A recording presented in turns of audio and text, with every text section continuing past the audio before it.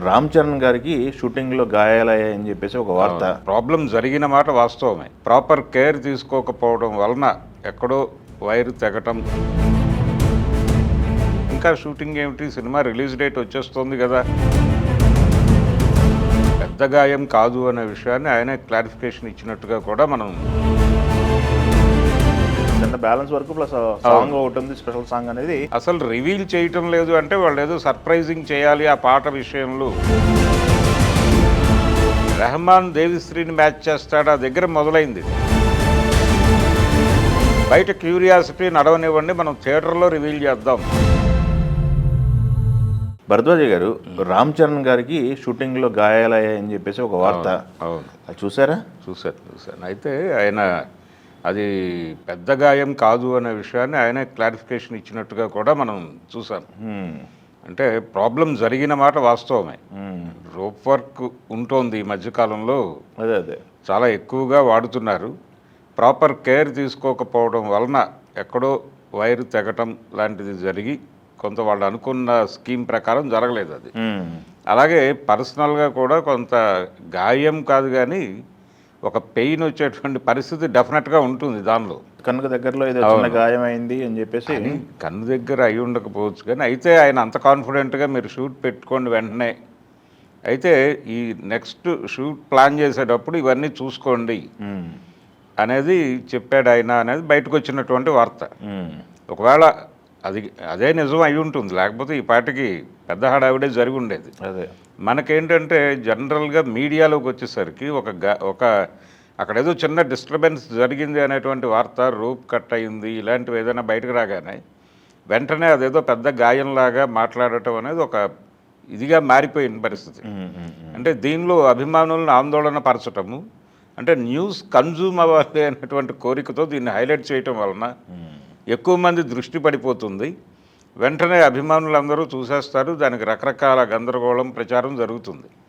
ఇది ఎక్కడ దాకా లీడ్ అవుతుందంటే ఇంకా షూటింగ్ ఏమిటి, సినిమా రిలీజ్ డేట్ వచ్చేస్తుంది కదా, అంతా కలిపి 30వ తారీఖు, వచ్చే నెల 30వ తారీఖు రిలీజ్ డేట్ అనౌన్స్ చేశారు. ఏప్రిల్ 30. ఈ షూటింగ్ ఇంకా నడుస్తోంది, విఎఫ్ఎక్స్కి చాలా ఎక్కువ టైం తీసుకుంటుంది, ఇలా మాట్లాడుకోవటం మొదలైపోయింది. కానీ వీళ్ళు తెలుసుకోవాల్సిన విషయం ఏంటంటే జనరల్గా షూట్ రన్ అవుతున్న టైంలోనే చాలా పనులు జరిగిపోతూ ఉంటాయి ప్యారలల్గా, విఎఫ్ఎక్స్తో సహా.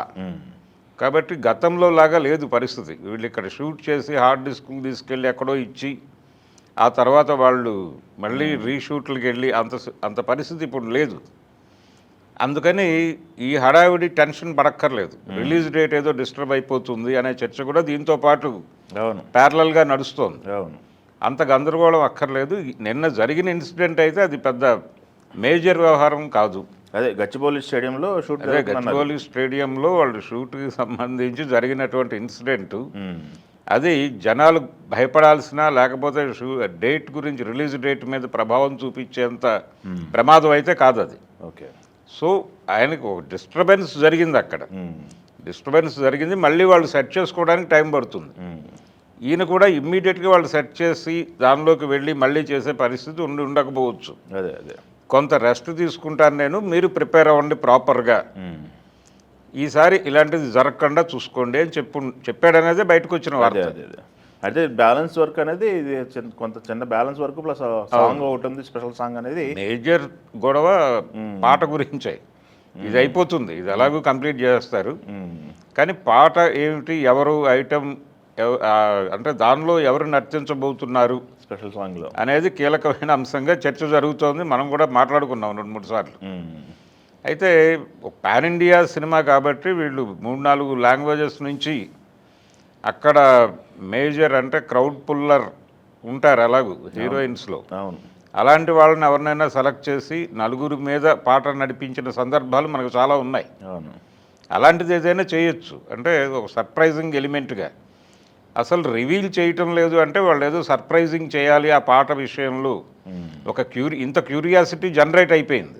అవును, ఎందుకంటే వచ్చిన 2 పాటలు కూడా పెద్ద హిట్లు కదా ఇప్పుడు బయటకు. అవును, అంటే బయటికి వచ్చిన పాటలు హిట్ వీటి మీద కంటే కూడా అసలు పర్టికులర్గా ఈ పాట గురించిన విస్తృత చర్చ జరిగింది. రెహమాన్ దేవిశ్రీని మ్యాచ్ చేస్తాడా దగ్గర మొదలైంది ఇది. ఓహో. అంటే ప్రత్యేకంగా సుకుమార్ అండ్ టీంకి ఐటమ్ సాంగ్కి సంబంధించినటువంటి ఒక స్పెషల్ కేటగిరీ ఇచ్చేసింది ప్రపంచం.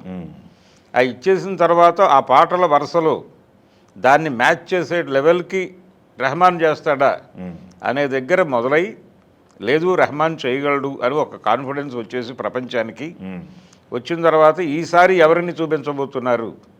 ఇప్పుడు శ్రీలీల ఆల్రెడీ ఇంతకుముందు వాళ్ళు చూపించారు, అలాగే అంతకుముందు సమంత, ఇలా ప్రతిసారి ఒక సర్ప్రైజింగ్ ఎలిమెంట్తో వెళ్తున్నారు వాళ్ళు. ఈసారి ఏ సర్ప్రైజింగ్ ఎలిమెంట్ ఉంటుంది అనే దాని మీద ఎక్కువ చర్చ జరుగుతోంది. ఈ చర్చ జరగనిచ్చి ఆల్రెడీ ఆయన ఫిక్స్ అయి ఉంటాడు అనుకుంటున్నాను నేను.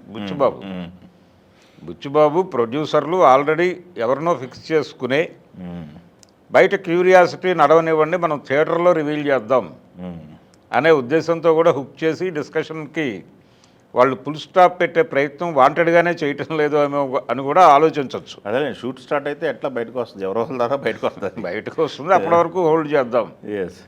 అంటే 15 వరకు షూట్ జరుగుతుంది అనే చర్చ కూడా జరుగుతోంది.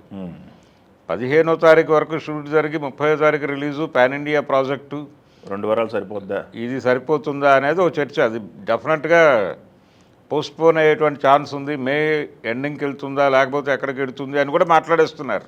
అదేలేండి, ఐపీఎల్ ఒకటి ఉన్నట్టుంది కదా మన మధ్యలో. అవును, సీజన్ ఉంది, దానిలో మళ్ళీ సినిమాలు డిస్టర్బ్ అవుతాయి. ఒక లీజర్ రిలీజ్ డేట్ కోసం అందరూ వెయిట్ చేస్తున్న సందర్భం. వీళ్ళు ఫిక్స్ చేసిన డేట్ బాగానే ఉంది కాబట్టి ఆ డేట్కి సినిమా రిలీజ్ అయితే బాగుంటుందని ఫ్యాన్స్ అనుకుంటున్నారు. కానీ ఇబ్బంది పడాల్సిన అవసరం లేదు. ఇప్పుడు అన్ని పనులు ప్యారలల్గా జరిగిపోతున్నాయి. ఏదైతే ఈరోజు షూట్ అవుతుందో దానికి సంబంధించి 3 రోజుల్లో మిగిలిన పనులు అయిపోతున్నాయి. కాబట్టి ఆందోళన పడే పరిస్థితి ఇప్పుడు లేదు గతంలో లాగా. ఎటువంటి ప్రాజెక్ట్ అయినా కానీ ఇక్కడ షూట్ అయిన మరుక్షణమే అన్ని పనులు జరిగిపోతున్నాయి. సో ఆ టెన్షన్ పడాల్సిన అవసరం లేదు. 2 వీక్స్ అనేది సఫిషియంటే. కాకపోతే ప్రమోషన్కి సంబంధించి కొంత టైం తీసుకోవాల్సిన అవసరం అయితే ఉంది. ప్రమోషన్ అనేది ఇది పాన్ ఇండియా ప్రాజెక్ట్ కాబట్టి, పాన్ ఇండియా ప్రాజెక్టు కొంత ప్రపంచ మార్కెట్ ఉన్నటువంటి హీరో తను. అవును, రామ్ చరణ్ గారు, ఇప్పుడు జాహ్నవి కపూరు, అటు కర్ణాటక నుంచి శివకుమార్ గారు, వీళ్ళందరూ ఉన్నారు. అవును, కాబట్టి ఆయా ప్రాంతాలలో ప్రమోషన్ చేయటము అనేది కాన్షియస్గా పెట్టుకుని చేయాలి. అలాగే ఏదో ప్రమోషనల్ ఈవెంట్ చేయటంతో పాటు, ఈవెంట్ చేస్తున్నాము అనే దాంతో పాటు ప్రతి లాంగ్వేజ్లో, అంటే మీరు ఏ లాంగ్వేజెస్లో రిలీజ్ చేస్తున్నారో ఆ లాంగ్వేజెస్లో సోషల్ మీడియా దగ్గర నుంచి మొదలుపెట్టి ఈ ప్రమోషన్ అనేది నెమ్మదిగా చాప కింద నీరులాగా నడుస్తూ ఉండాలి. ఇక్కడ ఎలా ప్లాన్ చేస్తున్నారో అక్కడ కూడా అలాంటి ప్లానింగ్తో నడిస్తే తప్ప, అంటే కంటెంట్ని జనంలోకి తీసుకువెళ్ళటం, జనాల్ని అలర్ట్ చేసి వాళ్ళు ఈ సినిమా గురించిన క్యూరియాసిటీతో ఎదురు చూసే వాతావరణం కల్పించడం అనేది ప్రతి ప్రాంతంలోనూ అవసరమే. అదే ఇప్పుడు వరకు వచ్చిన కంటెంట్ అయితే విపరీతంగా జనంలోకి వెళ్ళింది రకరకాల రీల్స్ ఆ రూపంలో ఈ ప్రాజెక్టు గురించిన స్పృహ వెళ్ళింది. కానీ డే టు డే అప్డేట్స్ ఈ గొడవ కూడా నడవాలి ప్రతి చోట. ఇది చేసుకుంటూ వీళ్ళు ఫైనల్గా కంక్లూజన్, ఇది ఈ ప్రీ రిలీజ్ ఈవెంట్స్ అనేది ఒక కంక్లూడింగ్ సెషన్ లాంటిది. సినిమా రిలీజ్ అవుతోంది, ప్రిపేర్ అవ్వండి అని చెప్పి ఒక బిగ్గర్ వేలో చెప్పడం. అది చెప్పడానికి ఎలాగో ఈవెంట్స్ ప్లాన్ చేస్తారు. దానికి ప్యారలల్గా షూటింగ్ జరిగినంతకాలం ఇది కూడా నడవాలి అన్ని చోట్ల. మీడియా అటెన్షన్ కూడా గ్రాబ్ చేయాల్సిన అవసరం ఉంది. ఈ వ్యూహంతో వెళ్ళిన ఏ సినిమా కూడా మిస్ఫైర్ అవ్వలేదు. ఇప్పుడు కాన్షియస్గా ఇటు నుంచి వెళ్ళే సినిమాలు కొంచెం కేర్ తీసుకోవాలి. ఎందుకంటే బాలీవుడ్ మీద మనం జెండా ఎగరేసాం అనే పరిస్థితి నుంచి ఇప్పుడు వాళ్ళు జెండా ఎగరేస్తున్నటువంటి ఒక సినిమా చూస్తున్నాం. సో ఇప్పుడు కాన్షియస్గా వీళ్ళు ఈ ప్రచార వ్యూహం కూడా ప్రాపర్గా చేసి 30వ తారీఖు సినిమాని గ్రాండ్గా రిలీజ్ చేయగలిగితే ఒక అద్భుతమైన సమాధానం చెప్పిన సినిమాగా కూడా, అంటే అది ఆల్రెడీ స్పోర్ట్స్ బ్యాక్గ్రౌండ్లో వస్తున్న సినిమా, స్పోర్ట్స్లో ఎవరు గెలుస్తారు అనేది కీలకమైన అంశమే. కాబట్టి ఆ వాతావరణం ఈ వాతావరణాన్ని మిక్స్ చేసి నడపగలిగితే పెద్ది అనేది ఒక అచీవర్గా మిగిలేటువంటి అవకాశం డెఫినెట్గా ఉంటుంది. Okay, thank you. Telugu one